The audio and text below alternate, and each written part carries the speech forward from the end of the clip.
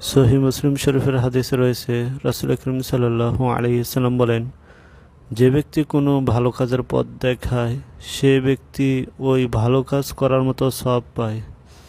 অর্থাৎ যাকে পথ দেখানো হলো সে যদি ওই ভালো কাজ করে তাহলে যে পথ দেখিয়েছে সে সমপরিমাণ সওয়াব লাভ করবে, আর যে ভালো কাজ করেছে তার সওয়াব কোনো কমানো হবে না, সেও সে পরিমাণ সওয়াব পাবে।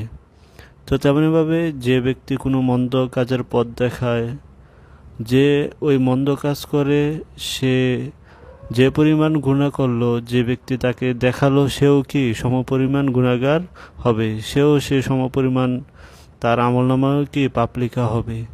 তো আমাদের উচিত আমরা যেন মানুষকে ভালো কাজের পথ দেখাই বা ভালো কাজের আদেশ করি, আর মানুষকে যেন আমরা মন্দ কাজ থেকে বিরত রাখি এবং খারাপ কাজের পরামর্শ বা পথ না দেখাই।